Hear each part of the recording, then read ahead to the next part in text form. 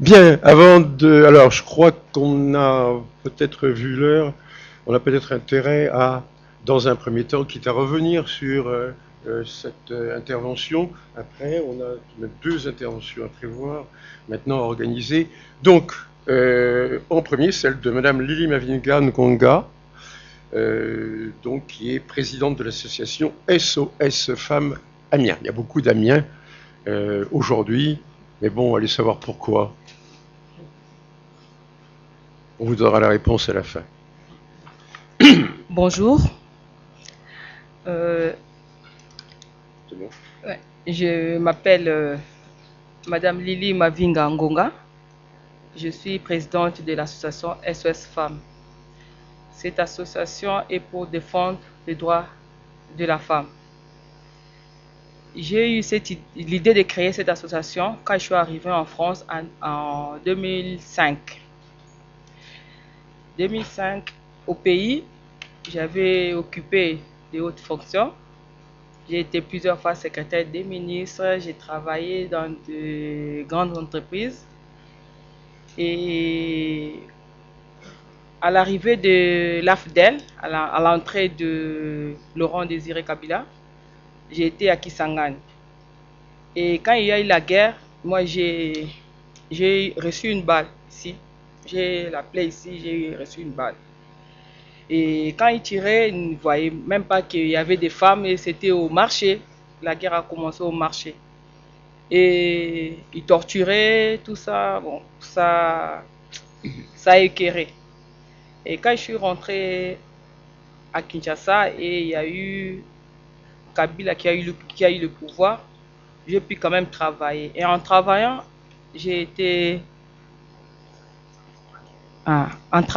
j'ai été secrétaire du ministre de la Reconstruction nationale et planification des urgences et puis du plan commerce, tout ça.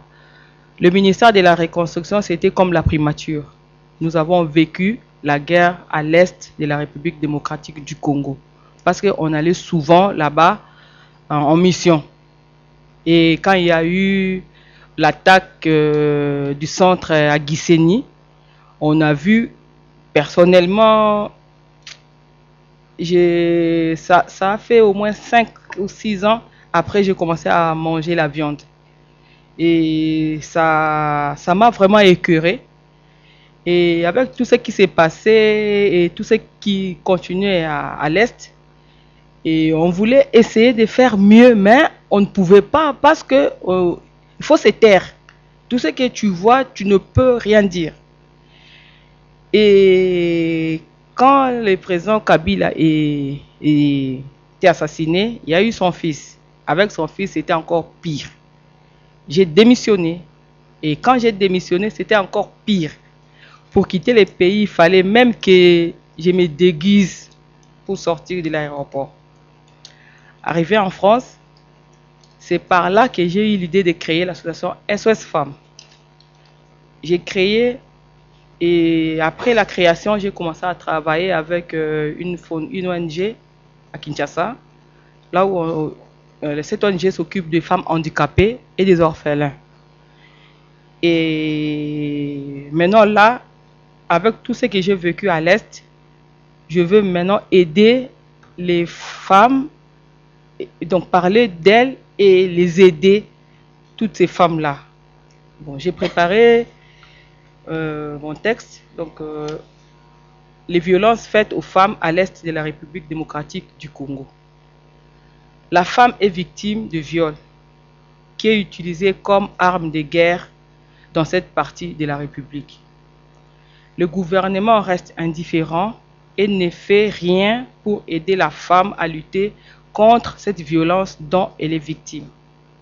Pendant plus de 20 ans, la femme congolaise est considérée comme un objet de plaisir, amenée comme esclave sexuelle, violée, torturée, éventrée, détruite, tuée, mise dans des pions, écrasée, tranchée, expropriée de sa terre pour les minerais par la milice étrangère et les rebelles au profit de leur chef. Après avoir subi tous ces faits, elle est ensuite chassée, rejetée, humiliée, bannie par son clan sa propre famille, son mari et pire encore, ses propres enfants.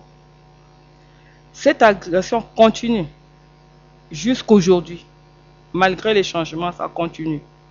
S'étend aux enfants, voire même aux nourrissons.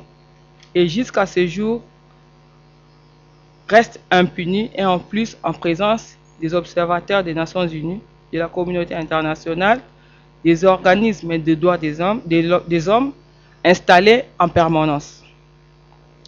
La femme reste meurtrie, traumatisée et surtout celle qui se retrouve enceinte d'un enfant dont elle ne connaît pas son père, un enfant non désiré ou celle qui est contaminée d'une maladie sexuellement transmissible et n'a pas accès aux soins appropriés. Et je vous demande,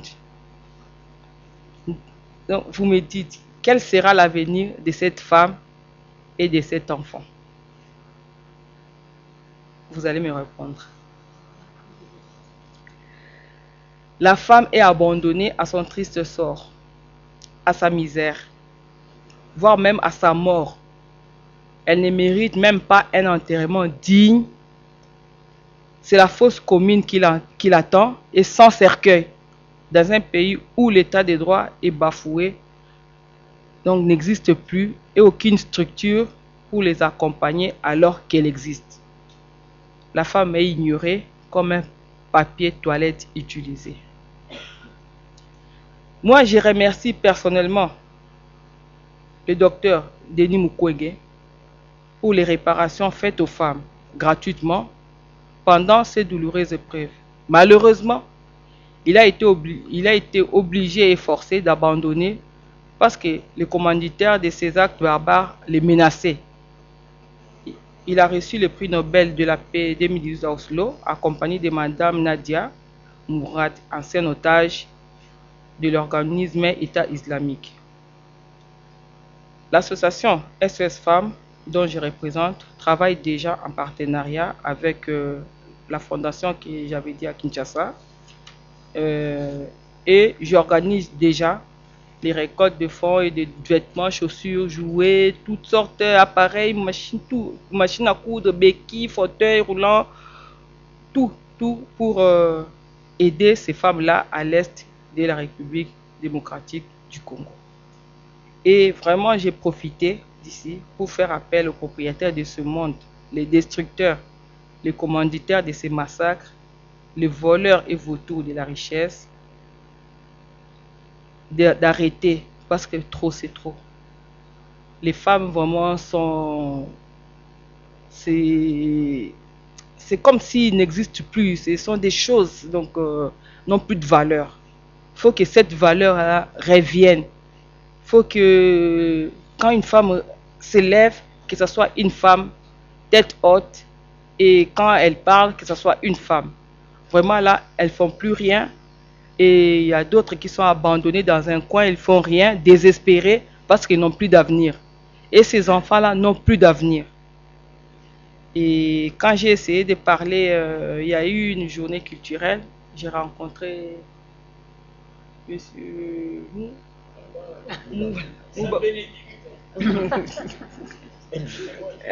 El Moubarak, le président de l'ancienne Égypte.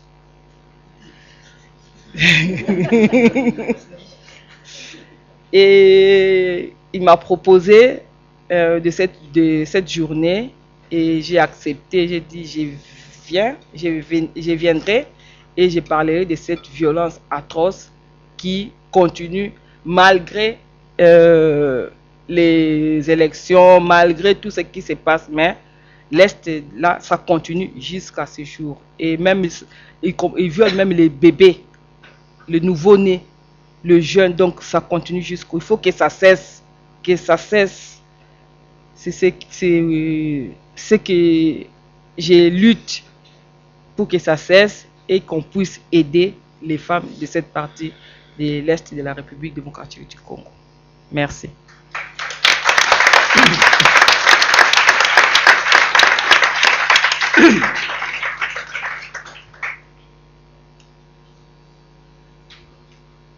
Quel silence. Bien, des questions. Un instant, le micro arrive. Merci. Qu'est-ce que vous proposez?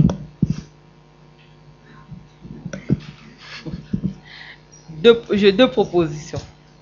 Que ça arrête, que ça s'arrête, que ça s'arrête, que les femmes retrouvent leur honneur, leur liberté, et aussi les aider.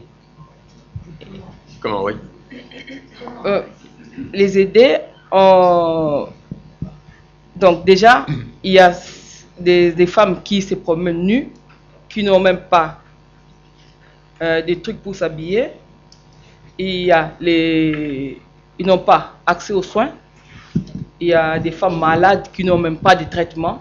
Ils n'ont rien, donc les aider avec des soins médicaux, les habits. Il y a des handicapés il y a d'autres femmes qui rampent, ils n'ont même pas de fauteuil roulant, ils n'ont pas de béquilles, ils n'ont rien. Donc les aider. Oui.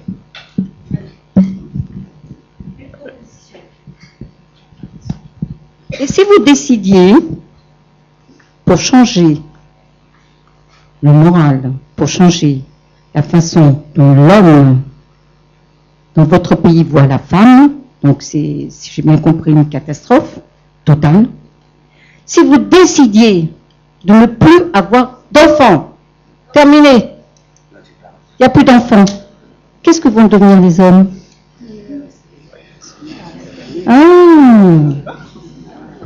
Eh ben, ça pourrait être une bonne manière de prendre le pouvoir, parce qu'il faut prendre le pouvoir et démontrer que vous êtes aussi fort que l'homme. C'est dans mes projets. C'est dans mes projets. Prendre le pouvoir, c'est dans mes projets. Voilà. C'est dans mes projets. Et j'ai déjà commencé. Oui, il y a des réactions là. Il y a des réactions. Bon, alors, comment? Ne plus avoir d'enfants, c'est une bonne question, ça. Ah, c'est une bonne... mais oui. Comment quand on est violé, est-ce qu'on peut dire « Oh là là, je veux pas d'enfants » Juste un point, Émile Henry, oui. On vient d'entendre des situations absolument dramatiques, mais qui sont liées aussi à des conflits qu'il ne faut pas négliger. Ils sont liés à des conflits politiques, c'est pas que les hommes contre les femmes. Hein, les femmes entre elles peuvent être extrêmement cruelles quand elles sont en conflit aussi. Il ne faut pas être manichéen en disant pour avoir vécu plus de 10 ans dans les zones de conflit africaines, au moment de la libération de l'Afrique du Sud, de la Namibie, du Zimbabwe, j'ai pu assister à beaucoup de conflits dans lesquels, justement, c'était pas aussi manichéen voilà. Ces cruautés que vous traduisez, que vous exprimez, etc. Moi, je voulais aussi adresser une pensée particulière à celles qui sont restées là-bas, en Angola. Petite pensée simplement. Petite pensée à celles qui n'ont pas eu le courage que vous avez eu et qui sont encore là-bas. Et je voudrais témoigner aussi que c'est pas une fatalité africaine, parce qu'il faut quand même un petit peu sortir de cet afro-pessimisme.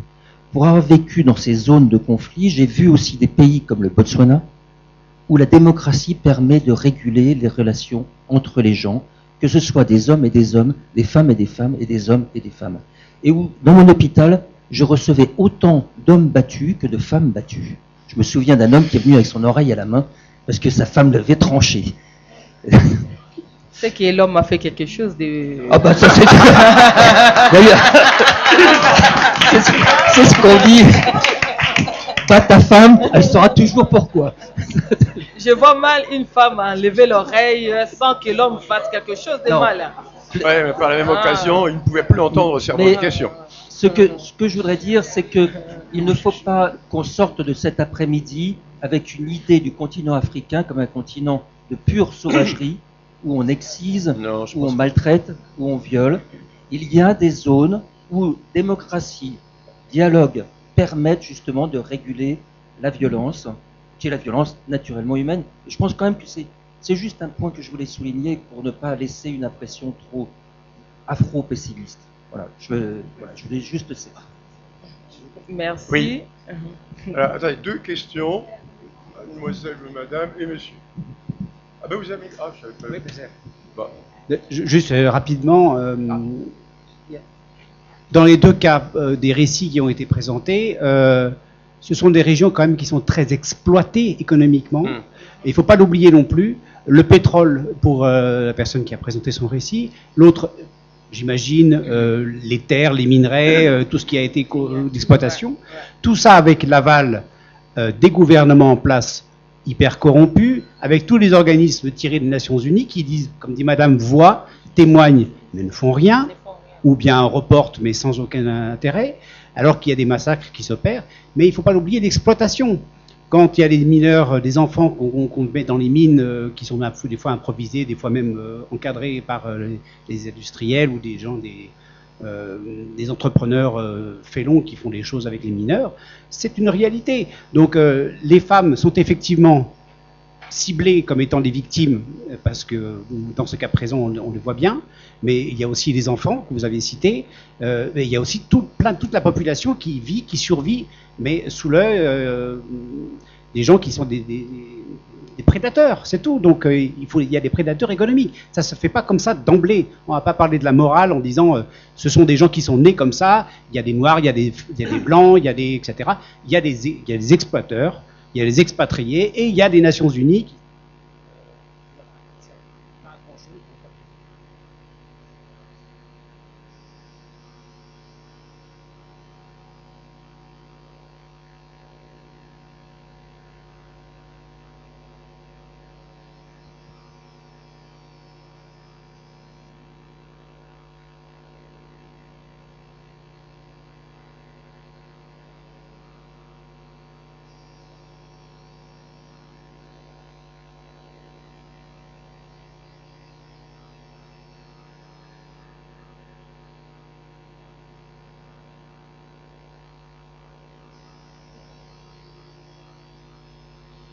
Ça se passe comme ça quand il y a la guerre.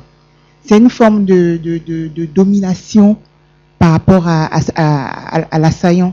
Il veut marquer son territoire. Il dit qu'on a dominé à un moment donné. On a possédé leurs épouses. On a fait ceci. On a laissé des rejetons, machin. Ça se passe comme ça partout.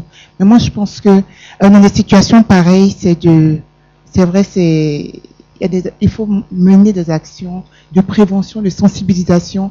On ne peut pas vraiment savoir à quel moment ça va se passer, c'est vrai, mais il faut absolument vraiment faire un travail auprès des dames, savoir qu'à un moment donné, il faut savoir se protéger.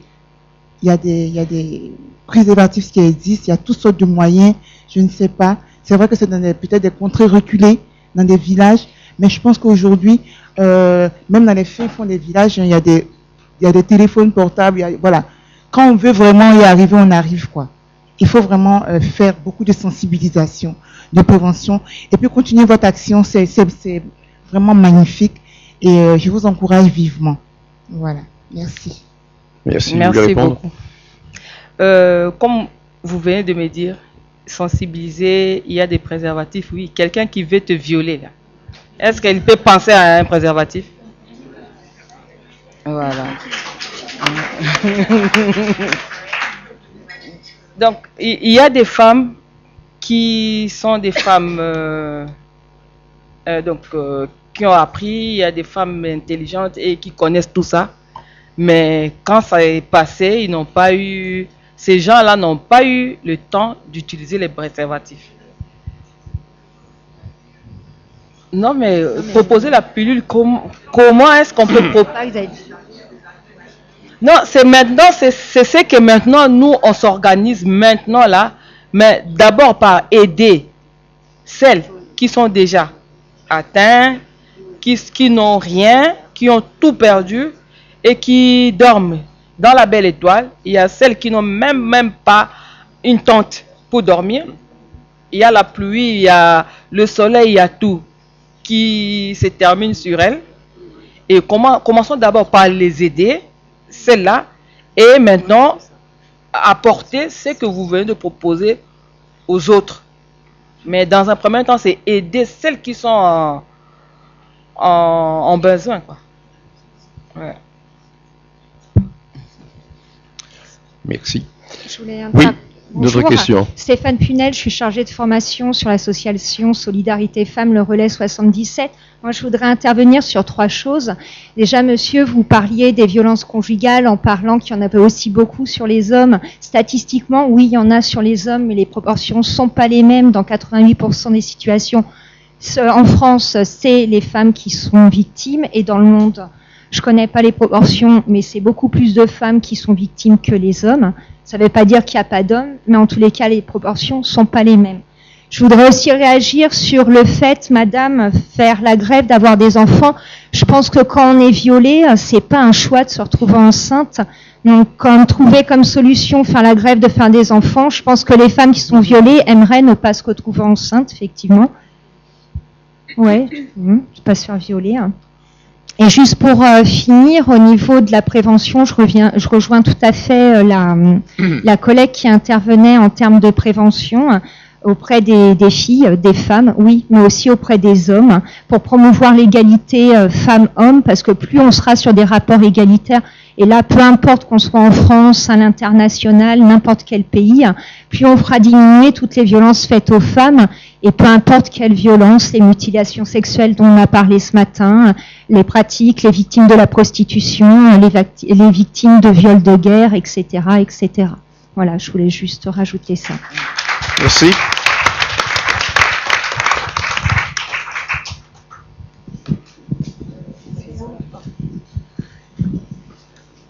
Bonjour, merci. Moi, je suis assistante sociale à Paris. Moi, j'ai une question parce qu'on parle de responsabiliser les gens, etc. Mais que font les pouvoirs publics? Le Congo, il fait quoi? Concrètement, il y a Kabila qui a demandé l'asile en Belgique, c'est cool. Ils font quoi? L'État congolais fait quoi pour aider les gens? L'État congolais, c'est un État corrompu et il fait rien. Il est pour, parce que l'argent qui... Non, mais voilà, je voulais voir votre poche. C'est dans leur poche, ils s'occupent même, ça ne leur regarde pas. Il fait rien, l'État ne fait rien. L'État est corrompu. Tout argent passe dans leur poche. Ils s'en foutent. Est-ce que vous avez encore des femmes qui demandent l'asile en France ou pas? Oui, il y en a. Oui, il y a des asiles refusés. Il y a aussi des questions politiques aussi derrière ça aussi. Voilà. Et surtout les femmes.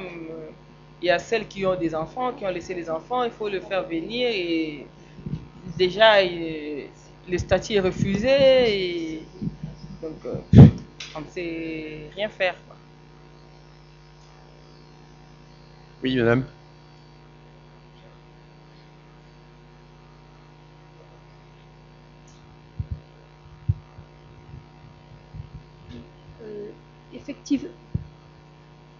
Effectivement. Rapprochez-le si je veux.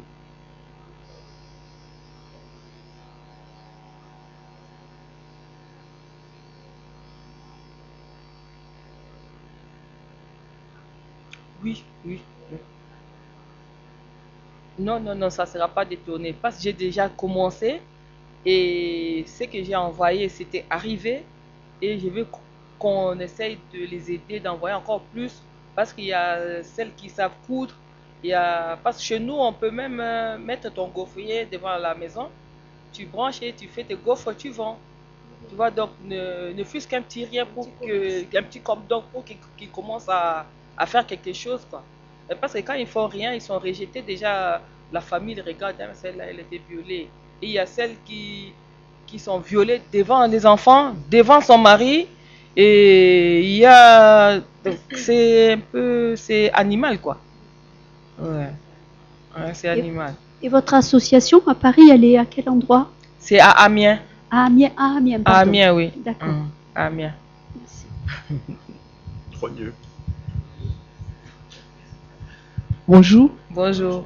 Alors, moi, je voudrais intervenir parce que je voudrais juste dire qu'il y a un dicton qui dit au lieu de donner du poisson à quelqu'un, il faut lui apprendre à pêcher. Ouais. Alors, votre association, c'est très bien. C'est bien d'avoir des associations, de pouvoir aider ceux qu'on a laissés au pays. Mais je pense que vous devriez essayer d'avoir des correspondants là-bas.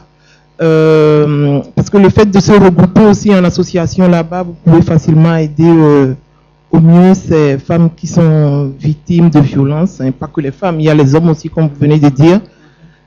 qui, à leur présence, on viole leurs femmes. Parce que tout à l'heure, moi, je me suis demandé est-ce qu'il y avait eu problème de sorte que, peut-être pendant la guerre, les hommes étaient tués et que finalement, l'autre camp profitait de ces femmes-là. Mais c'est vrai qu'il y a des couples qui existent toujours, mais sauf qu'il y avait eu des abus devant leur mari. Donc, je pense qu'il faut avoir des correspondants dans chaque contrée où vous fonctionnez. Il ne faut pas seulement leur envoyer des choses d'ici. Il faut essayer la formation, aller vers le gouvernement, même si c'est corrompu. Comme ça, vous avez une réponse. Et vous venez avec cette réponse ici et prendre contact avec les associations. Au moins, vous avez fait quelque chose d'officiel. Voilà. Parce que même le gouvernement est corrompu, mais bon, c'est quand même une démocratie, entre guillemets. C'est une république. Donc, allez quand même, faites des courriers, manifestez-vous et vous revenez ici avec ces réponses. Voilà. Pour la représentation, j'ai très bien parlé on travaille avec la Fondation Pongolov. Déjà, cette association s'occupe des femmes handicapées et des orphelins à Kinshasa. Et avec cette association, elle fait déjà les navettes, Goma, Beni, tout ça. Et c'est au moins, moi-même, je suis allée quand j'avais perdu ma mère. On a fait un tour là-bas, on a vu et il y a des trucs que j'avais amenés, c'est parvenu. On avait des machines à coudre, donc un peu de tout, on a donné et ils ont commencé à travailler, coudre, faire des gaufres, tout ça. Quand on dit apprendre à pêcher, même si quelqu'un est devant sa maison, elle a son gaufrier, elle fait le gaufre, elle vend. C'est déjà, elle est en train de pêcher. Quand elle a sa machine, elle est en train de coudre. Là, quelqu'un qui vient, on lui donne 100, 200 francs, elle est en train de pêcher. Mais il faut que, ce que je voudrais dire, il faut que ça soit encadré pour que ça aille vite. Parce que des fois, on envoie des choses d'ici, pardon, même des médicaments, ça ne parvient jamais. Non, vous êtes d'accord avec moi? Ouais, c'est encadré et c'est ça par arrive. rapport à ça. Il faut absolument que ça soit cadré. Sinon, c'est comme si bon, vous n'avez rien fait, quoi. Parce que les choses arrivent, c'est plutôt les gens qui ont les moyens, qui plutôt gardent ce que vous avez envoyé. Quand je suis partie, j'ai ramené moi-même, je suis arrivée sur le terrain et j'ai fait ça moi-même avec des associations là-bas. Et à Kinshasa, quand on va avec à la Fondation Pongolov, j'y vais et je vais à l'orphelinat, on donne aux enfants, tout ça, et des fois, quand on fait des frais scolaires pour que ces enfants puissent aller à l'école. Donc, on paye déjà dans une école et ces enfants-là vont à l'école. Une petite remarque, vraiment sans vouloir minimiser, loin s'en faut, hein, la gravité de ce que vivent ces femmes en République démocratique côté Est, c'est ça. Dans les échanges qu'on vient d'avoir là ces dernières minutes, je me dis que ce qui pourrait avoir du sens pour moi, c'est quelles actions là maintenant on peut mettre en place. Parce que, entre guillemets, hein, ne prenez pas mal mes propos, d'accord, débattre sur la problématique de la violence des femmes, de ce que subissent les femmes dans le monde entier, voilà, on peut y passer une après-midi, une journée, on y va tous de nos idées. Moi, la sphère géopolitique, je n'y entends pas grand-chose, mais je me dis, voilà, l'intérêt, c'est là, de façon pragmatique, maintenant, à notre niveau, avec notre humilité, qu'est-ce qu'on peut mettre en place pour. Voilà, excusez-moi, mais j'avais l'impression que on partait, voilà, si on raisonne la problématique de violence santé femmes ou femmes santé violence à l'échelle mondiale, ça restera malheureusement pour le moment de l'ordre du verbe. Et voilà. Parce que souvent, ce que je veux dire, c'est qu'on dit souvent que c'est du domaine de l'État. Il y a des choses, des fois, qu'on peut envisager de faire, et puis là-bas, vous vous retrouvez où on va vous faire comprendre que ça, c'est que du domaine de l'État. Je ne sais pas si vous êtes au courant de ça. Je sais ce que je dis. Donc, c'est par rapport à ça aussi que je dis qu'il faut essayer de toucher le gouvernement, pas n'importe quel moyen, c'est-à-dire faire des pressions. C'est ce que je voulais dire. Parce que du moment où on nous dit que c'est une démocratie, même si ce n'est pas ça, donc il faut les toucher. Parce que des fois, il y a des actions qui n'aboutissent pas. Hein. Ils n'aboutissent pas parce qu'ils ne vous donnent pas l'agrément ou l'accord, si vous voulez dire, c'est ça. Non, c'est vraiment pas ça. Parce que tout ce que nous on fait, ça aboutit. Et ça arrive à destination.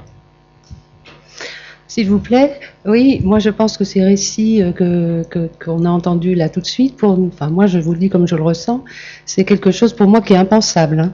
Je veux dire, c'est tellement, comment dire, tellement violent, et le contexte, etc., c'est impensable. Et je pense qu'on est tous un peu pris là-dedans, que c'est difficile d'accepter d'être impuissant en tant qu'individu face à ça, et c'est sûrement pour ça que quelque part on commence à rentrer dans des généralités, des choses, il faudrait faire ci, il faudrait faire ça, un peu d'humour, machin. Je pense que le tragique des deux exposés, des deux récits personnels que vous venez de nous faire, nous paralyse un peu la pensée, en fait. C'est un peu ce que je voulais dire.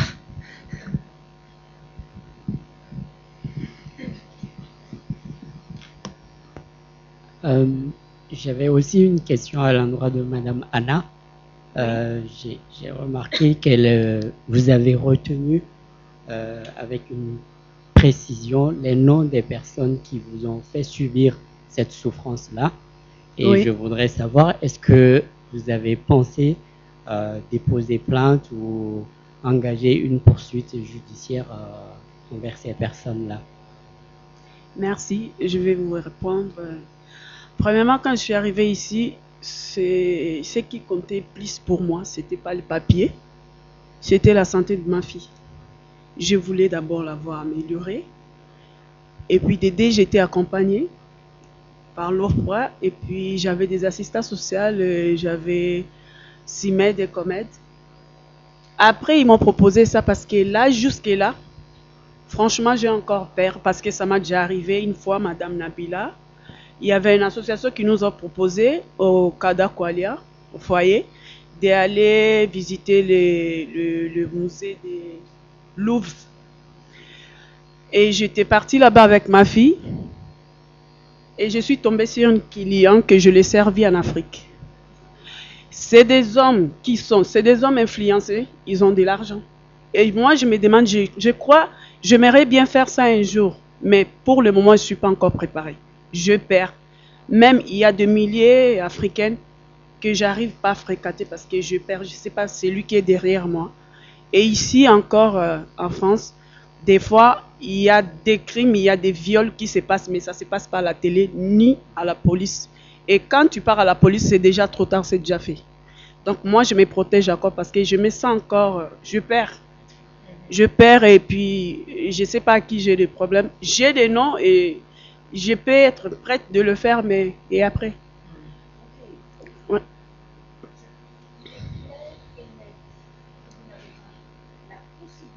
Ouais.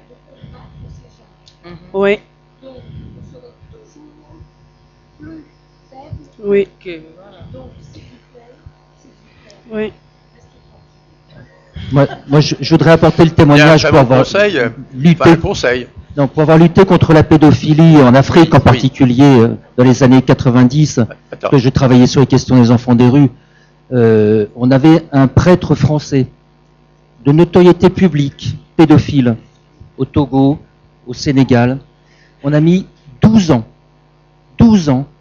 avant que, enfin, il puisse être incarcéré. Il ne l'a été que parce qu'un de ses collègues chercheurs a tout d'un coup craqué et a tout avoué. Mais pendant ce temps-là, 2 ONG ont été obligées de fermer au Sénégal et au Congo parce qu'elles ont tout perdu dans ces procédures. 3 personnes ont été disparues. Ouais. Je ne sais pas trop comment. Parce que quand on parle de c'est impensable, je vous conseille un film qui est paru il y a une dizaine d'années qui s'appelle Le cauchemar de Darwin. Bon, ça montre bien comment l'exploitation économique, justement, là en l'occurrence c'est la ressource halieutique du lac Tanganyika, gangrène tout un pays. Si je prenais l'exemple du Botswana, c'est que justement le Botswana a été un pays qui a une histoire absolument fantastique, un coup de bol sensationnel. Les Anglais lui ont donné l'indépendance alors qu'ils n'avaient rien. Et ils ont trouvé les plus grosses mines de diamants 2 ans après l'indépendance. Et la coopération qui les a aidés à monter, c'était les Scandinaves qui, en matière de lutte contre la corruption, sont quand même champions. Donc ils ont construit un pays démocratique, non corrompu, Ils ont pu investir tout l'argent du diamant dans la démocratie, dans l'organisation. Et il se trouve qu'aujourd'hui, le VIH est une maladie chronique comme une autre au Botswana. Je suis retourné il n'y a pas longtemps. C'est-à-dire tout le monde a accès à la trithérapie. Tout le monde. Donc ça n'est pas une fatalité. Il y a des possibilités aussi dans ces pays-là. En revanche, je vous conseille la plus grande prudence par rapport à ce qui vous a été dit, parce qu'effectivement, c'est vous qui serez première. Oui, bien sûr, je le sais. Merci. Ouais, ça, je le sais. Ça, je suis au courant. Moi-même, je le sais. Jusque-là, si je m'en profite encore de vous demander, il y a des assistants sociaux ici, il y a des gens qui accompagnent les associations là où il y a de femmes qui ont vécu des viols. On a besoin de conseils, on a besoin de vous, on a besoin de présence. Parce que des fois, on a des problèmes au fond de nous, ça nous arrête, ça nous empêche d'avancer, ça nous empêche de s'élever et puis, vas-y, je vais laisser tout derrière, je vais avancer, je vais recommencer ma vie. Mais avoir des bons accompagnements, des bons conseils, parce que des fois ici, ça nous manque de gens que tu peux confier, que tu peux parler de tes passés. Et il y a d'autres gens que, avant, j'avais honte de parler de moi.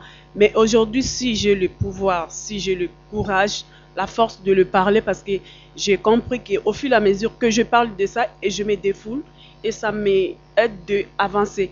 Je ne parle pas de moi pour que vous puissiez avoir pitié de moi, mais c'est juste votre encouragement, applaudissement, ça m'a rendu encore forte et je me sens fort et puis pour me faire avancer. Et il y a d'autres femmes qui sont encore là, qui ont besoin de ça. Même si pas administration, tout le monde, quand on vient de l'Afrique, on est ici, on est derrière les papiers. Mais derrière les papiers, moi, quand j'étais demandeur d'asile, j'avais une autre vie. Et trouvant le papier, il y a une autre vie qui est pure encore plus que celui qui n'a pas de papier. Parce que quand tu as des papiers, tu as des démarches administratives que c'est pas seulement obligé que tu sois accompagné avec assistant social, il va te montrer, il faut aller frapper là-bas, il faut faire ça. C'est à toi de mettre le courage. Et les femmes là, ils ont besoin d'apprendre ça, d'être préparées pour essayer de s'en sortir. Même il y a d'autres qui ont raconté leur histoire et arrivant à nos frères comme ça, ils n'arrivent pas à se défendre parce qu'elle est timide, elle a honte d'elle-même. Moi, ça, j'avais ça, mais maintenant, j'ai plus honte de moi. Je suis fière de moi. Oui.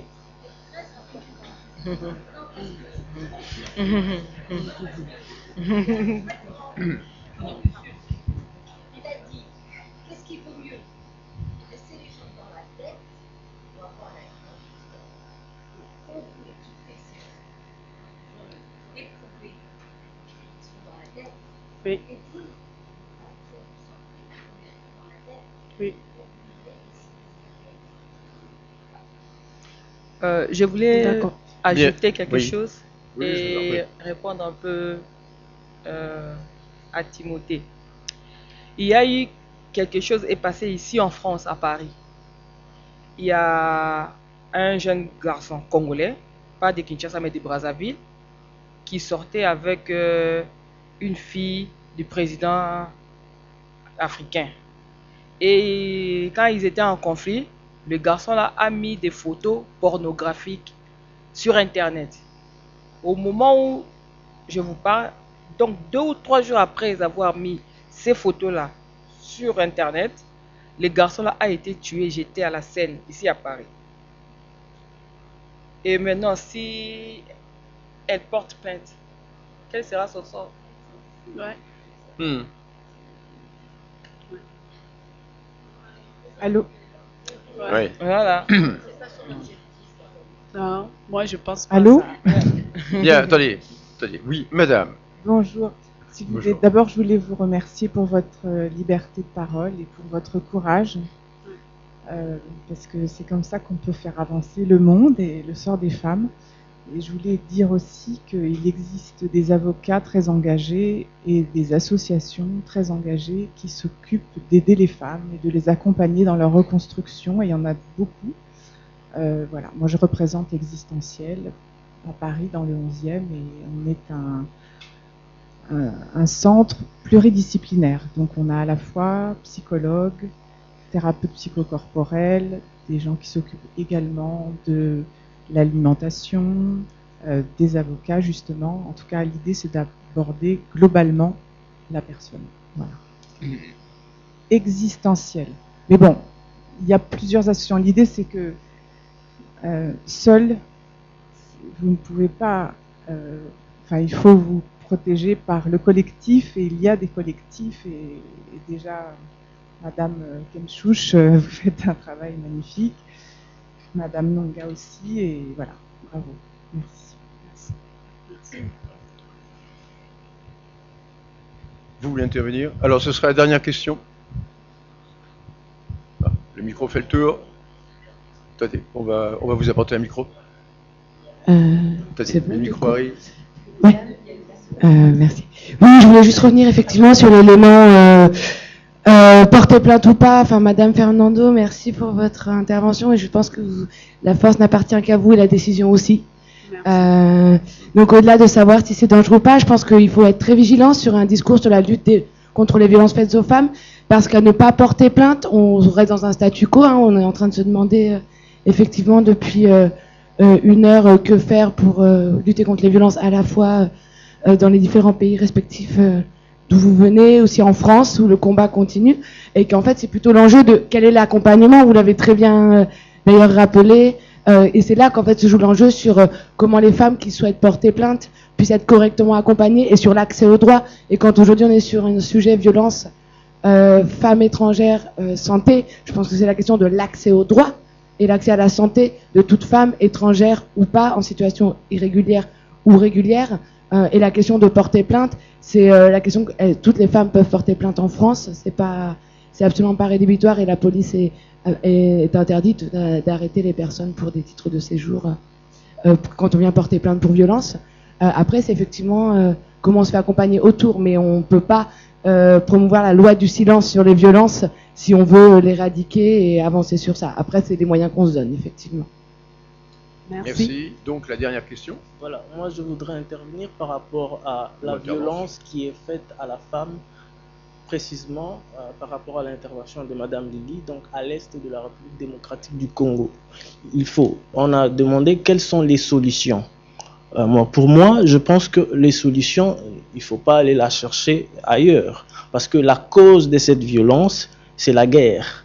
C'est-à-dire, il y a des troupes armées, des milices, des rébellions qui se forment à chaque fois dans cette région.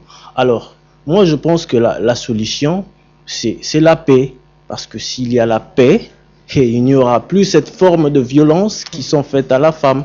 Donc la solution, on ne peut pas aller la chercher ailleurs. Il faut que nos autorités ramènent la paix, et puis voilà, merci. Bien, je vous remercie. Je vous remercie. Nous allons donc passer à la dernière, enfin avant-dernière. Ah.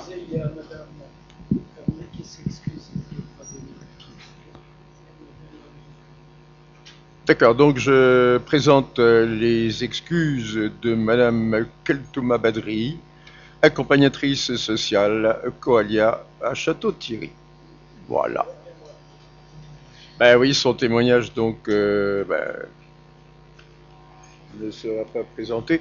Alors, par contre, nous avons, et elle est toujours présente, elle est arrivée, elle est là, elle est à ma gauche, Madame Cristina Rosati, qui est journaliste au Comité des familles et qui va vous faire part, écoutez, je vous laisse la suite de la phrase, d'un témoignage d'une personne qui, pour des raisons diverses qu'elle va vous expliquer, ne peut venir se présenter directement. Voilà. Oui. Bonjour à tous. Du coup, je m'appelle Cristina Rosati, journaliste au Comité des familles. J'anime une émission hebdomadaire radio qui s'appelle Vivre avec les VIH, une émission pour les personnes séropositives et ceux qui les aiment. Il ne faut pas être forcément séropositif pour participer à cette émission, mais il faut être bienveillant au moins. Et le Comité des familles, c'est une association créée en 2003 par les familles concernées par les VIH.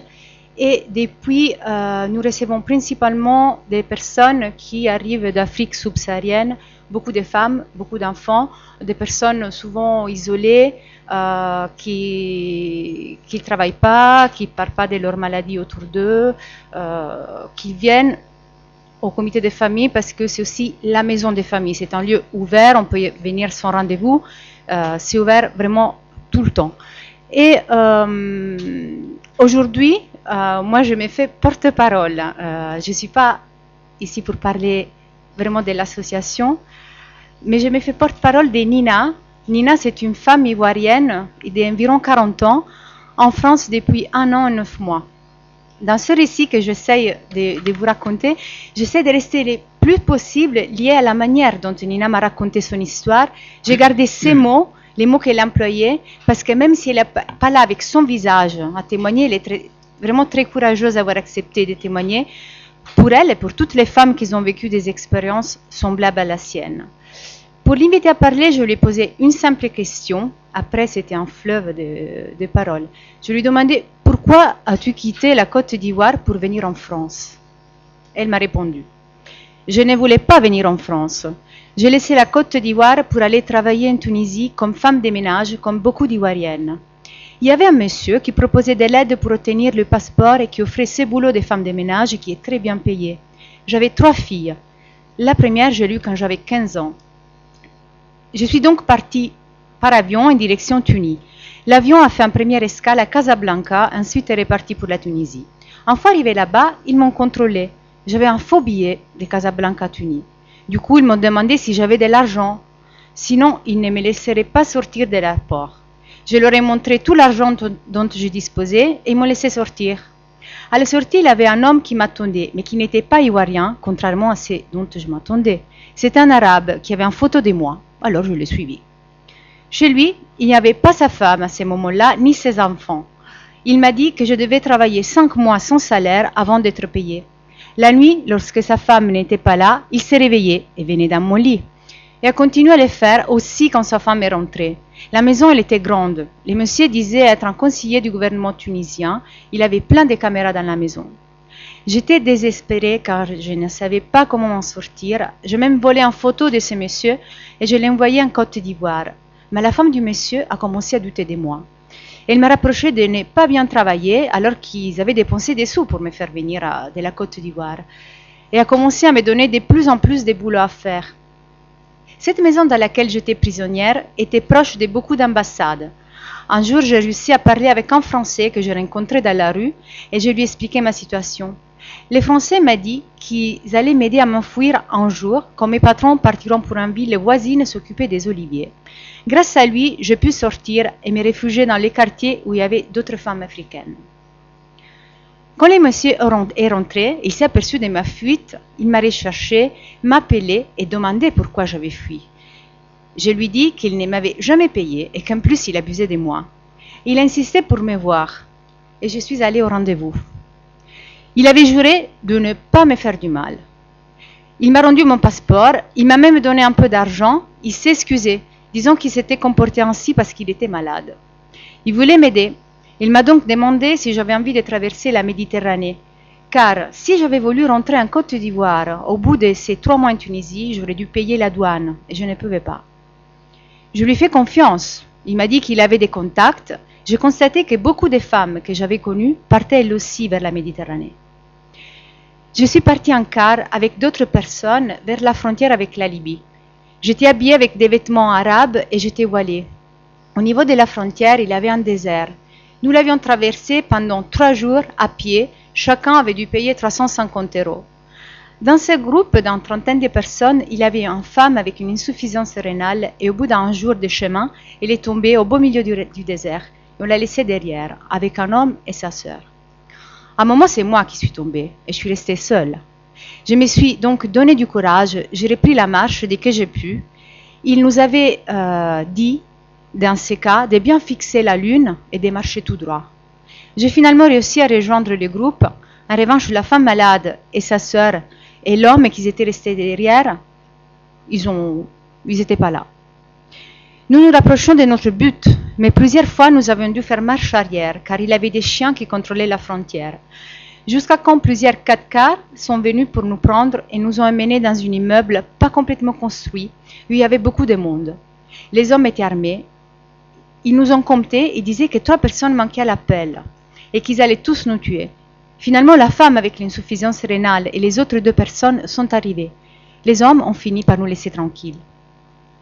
Africains, Pakistanais, toutes nationalités confondues, sommes restés là-bas pendant 3 semaines, mangeant seulement des cakes et buvant de l'eau sale.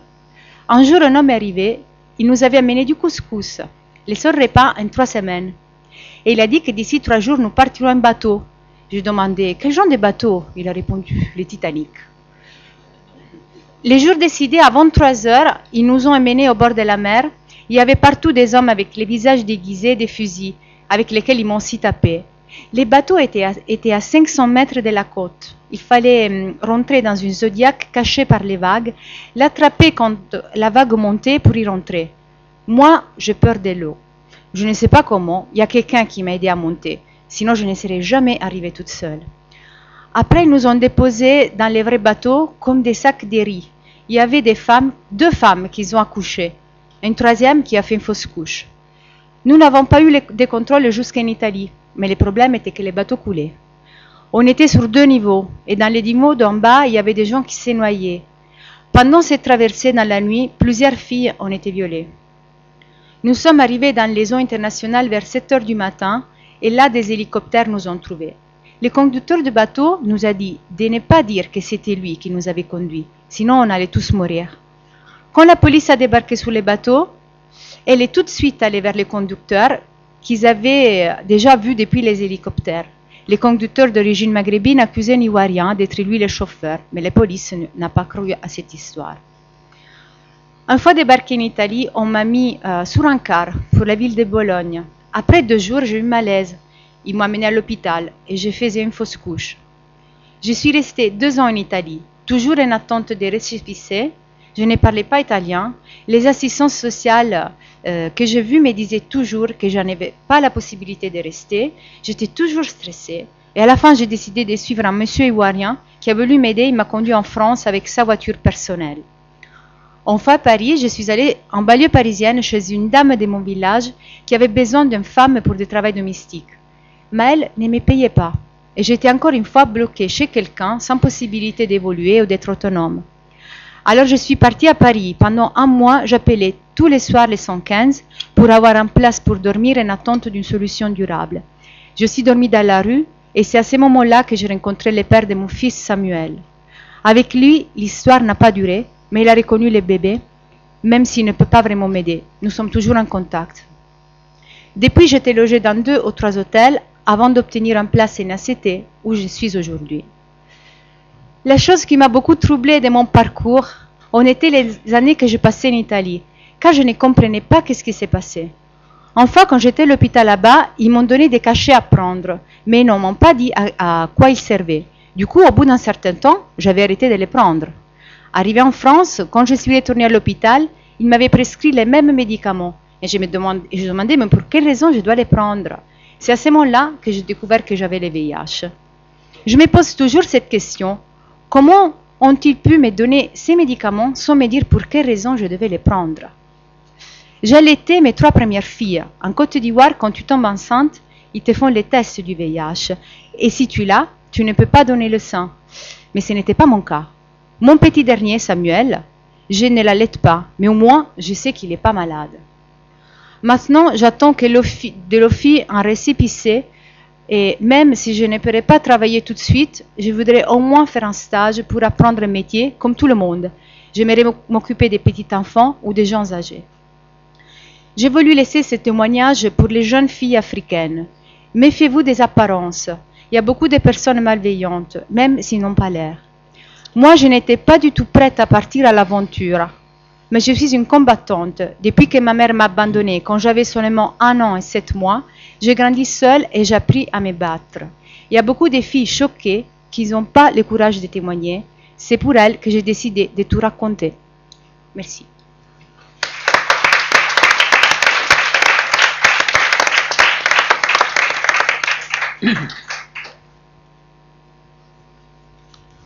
Bien, réaction. La réaction, c'est poser une question à monsieur. Vous avez entendu? Maintenant, si la femme arrache l'oreille.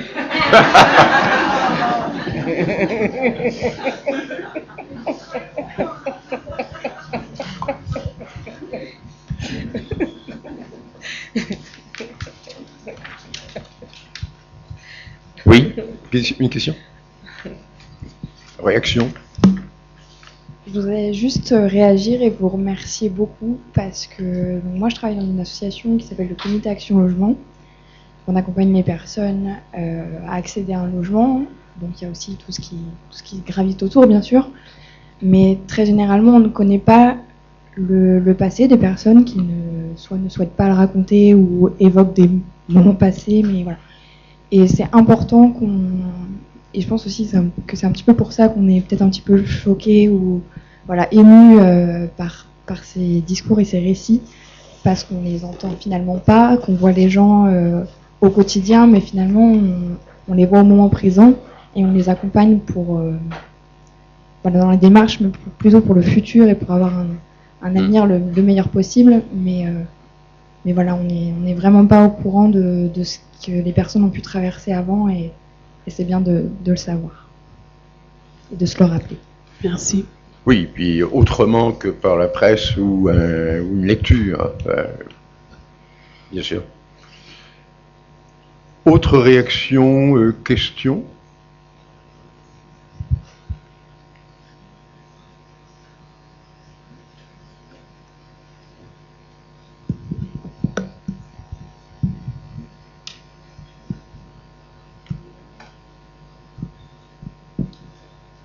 Bien, alors je vais peut-être demander d'abord aux intervenants. Ah, oui, madame. Oui, je voulais rebondir un peu sur votre idée dans certaines. Donc moi, je travaille en PMI, je suis maintenant psychologue en PMI. Quand je reçois des femmes qui viennent de RDC, de Côte d'Ivoire, etc., j'entends bien qu'il y a des traumatismes, mais je ne cherche pas forcément à leur faire raconter toute leur histoire. Surtout que, par exemple, vous êtes là, vous le disiez, vous, la problématique principale, c'est le logement. Moi, la problématique principale, c'est les enfants et le lien à l'enfant. Donc, il faut admettre que pour certaines femmes, ça peut être aussi un espace où on va exprimer sa maternité et que ça peut être un espace où c'est difficile de dire ce qu'on a vécu comme femme à ce moment-là. Surtout si c'est des événements très traumatiques comme vous avez vécu vous. Donc, parfois, les femmes veulent parler, on écoute. Et parfois, enfin, on ne cherche pas. C'était cette idée du témoignage aussi. Il faut respecter le temps, la temporalité des personnes qui sont en face de nous. Donc, on ouvre la porte. Si ces personnes ont des choses à dire, on pose quand même des questions sur des sujets un peu cruciaux, hein, parce que c'est sûr que est-ce que vous vivez à l'hôtel, est-ce que vous avez des relations, est-ce que vous avez encore des liens avec votre famille, toutes sortes de choses qui sont importantes dans la maternité. Les liens avec le père éventuellement, mais sans aller trop loin, juste pour ouvrir la porte, mais c'est la personne qui doit décider ce qu'elle veut dire et quand elle veut le dire. Et à ce moment-là, on cherche des liens, en effet. C'est pour ça qu'aussi c'est important pour nous d'être ici, savoir telle association pourra vous aider sur un aspect juridique, telle autre sur un suivi psychiatrique, telle autre, enfin vous voyez, ou les problématiques de santé, l'hôpital, etc. Bon, mais c'était cette idée que, en effet, selon la position à laquelle on est, c'est pas toujours pertinent d'insister sur. Puis il y a un autre aspect aussi, je pense, il peut y avoir des craintes quand il y a des demandes d'asile ou des choses comme ça, parce qu'effectivement, vous l'avez dit ce matin, il y a des récits à faire. Et donc, je pense le récit doit être bien structuré et les personnes ont parfois peur de se laisser aller dans un cadre qui est quand même un cadre officiel malgré tout, parce que la PMI, ça fait quand même partie d'un cadre officiel, de peur qu'il y ait des recoupements de récits. Donc ça aussi, je pense qu'il faut le respecter. Parce que nous, ce qui nous intéresse, c'est que la personne parle avec ses propres mots. On n'est pas du tout dans la vérification ni tout ça. Voilà. Merci. Je voulais rebondir là sur ces deux interventions et que je trouve très importantes et en tout cas dans ma pratique professionnelle, je mets aussi beaucoup de choses en œuvre j'arrive pas, je cherche encore dans la langue française le mot qui est le plus adéquat pour ne pas tout le temps installer la personne dans cette histoire traumatique. Et voilà, quand je parlais tout à l'heure de tout ce qui est sphère culturelle, spectacle vivant, c'est pas juste pour du fun, on passe une heure ensemble. Mais c'est juste aussi, moi j'ai utilisé le mot citoyenne dans ma présentation, c'est aussi accompagner les personnes à s'installer, ne serait-ce que le temps d'une heure, dans autre chose qui va les nourrir, ça leur appartient, je ne sais pas. Mais voilà, c'est aussi pas tout le temps situer la personne dans un parcours traumatique. Après, ça appartient à la personne elle-même, comme vous le dites, hein, d'avoir envie de l'amener ou pas. Mais je crois que c'est important aussi d'accompagner à en sortir. Ça ne veut pas dire qu'on gomme, hein, mais voilà quoi.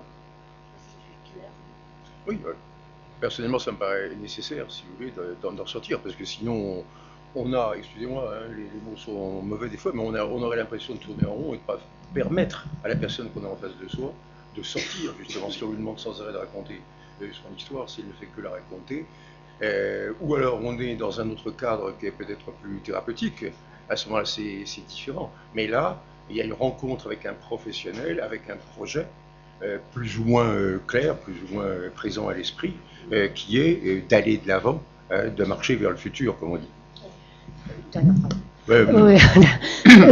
C'est bon, je sais que c'est de plus en plus entre guillemets à la mode, mais moi je sais que quand on parle de centre d'accueil pour demandeurs d'asile, on dit que les personnes accueillies sont des demandeurs d'asile.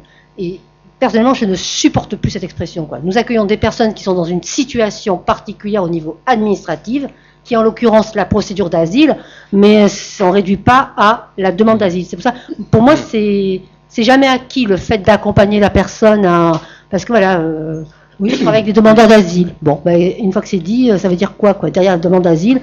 Bon, ben, excusez-moi, Anna, c'est vous qui êtes là. Mais il y a Anna, voilà, avec plein d'autres choses qui ne relèvent pas que de la demande d'asile, quoi. Pour moi, c'est vraiment cet aspect de la richesse de la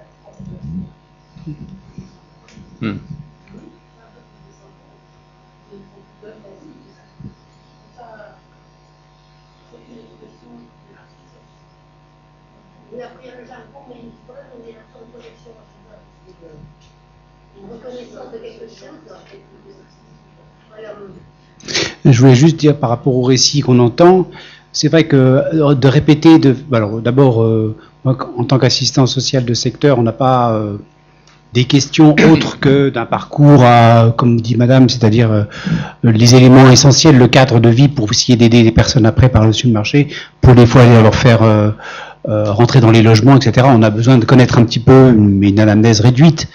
Mais dans des récits comme ça, où on touche à des vies abîmées, des vies traumatisées, je pense que il faut être effectivement très attentif à des petites choses qui ne disent pas ou qui laissent supposer, mais rentrer d'emblée dans la demande de raconter la vie à la personne, c'est ne pas comprendre qu'en fait, quand les gens disent ce qui s'est passé, ils éprouvent eux-mêmes un peu de honte de ne pas avoir vécu normalement comme les autres, d'avoir une idée de ce que c'est que la vie normale, et surtout de dire peut-être que mon récit que je vais dire, l'autre ne va pas le croire, donc ce qui est dévastateur.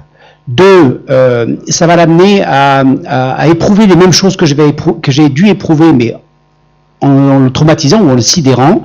Et des fois, des récits, on a vu pour la Shoah par exemple, les parents qui ont vécu la Shoah ne voulaient pas raconter ça aux enfants, mais ils savent que ça traumatise des générations, et ça le fait de toute façon, c'est un fait, que ça multiplie encore plus le trauma.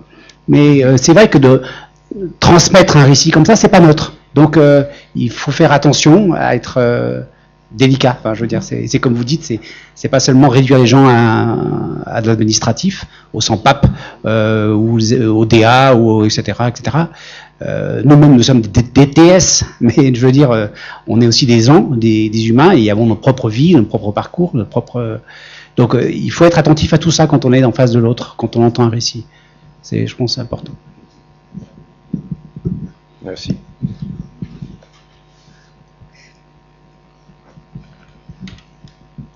Dernière réaction.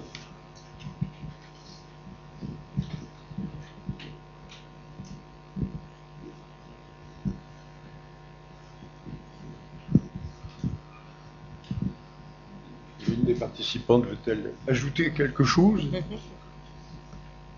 Non. Non. Non plus. Alors. Si alors, vous gardez- remerciez, le cas échéant, vous remerciez pour l'organisation de cette journée. Migration santé, pas moi particulièrement. Je parle de migration santé. Oh oui, mais comme vous me regardiez, bon. Merci Safia. Bien, non, mais on n'a pas terminé encore. Attendez. Mais oui. Je vais appeler, je lui laisserai la place. Voilà, monsieur Mohamed El Moubaraki. Je vous bénis, mes enfants. C'est pour que vous l'apprenez. Elle, ça veut dire, c'est le elle espagnol. Ah. Moubaraki, c'est celui qui est béni. Alors, je ne sais pas si je suis béni déjà, hein. Mais ceci étant, donc je vous remercie infiniment. Vous savez, c'est un espace de liberté. Et tout le but, c'est de ne pas juger, parce que c'est facile de juger les autres. On est là pour s'accepter tel que nous sommes, et chacun de nous. Et le fait qu'on arrive, qu'il y a des personnes qui parlent du fond d'eux-mêmes, comme nous avons entendu, c'est déjà un combat de gagner. Parce qu'on ne peut pas amener la parole ailleurs, c'est nous, on n'est pas convaincus, on n'a pas le courage. Donc ce courage, c'est vous. Je me suis permis de parler avec vous parce que vous n'allez pas me juger, vous allez m'accepter tel que je suis, parce que vous, c'est moi, et je dis toujours le moi multiple. Chacun de nous est l'autre, c'est le regard de l'autre, mais si on a un regard positif, eh bien, le travail, il est assez long. Et je vous remercie de ces témoignages qui me font chaud au cœur. Donc, les journées d'études, c'est vous. Et on organise aussi des séminaires. Et le séminaire actuel, c'est le docteur Tessier, si vous voulez continuer, s'il a de la place. Apparemment, le nombre est déjà comble, mais on fera d'autres. Ceci étant, et puis on va parler aussi avec Madame Chouraki, si quelqu'un veut intervenir pour un séminaire, eh bien qu'il me propose. J'ai entendu notre assistante, et votre collègue, elle est partie déjà, il a beaucoup de choses à dire. Donc vous êtes les bienvenus pour animer un séminaire chez nous, ça dure 5-6. Et le 10 octobre, ici, à la Cité des Sciences, on va organiser un colloque international. Je ne sais pas ceux qui ont assisté le dernier, il y avait Cyrulic entre autres, il y avait le professeur Riyad, donc c'est une salle de 450. Inscrivez-vous, mais même ces 450, on a refusé la dernière fois. Donc voilà, et puis le reste, il y a l'évaluation, il faut la remplir et nous dire ce qui va pas pour qu'on améliore. Et je vous remercie encore une fois, et merci à ceux qui ont intervenu.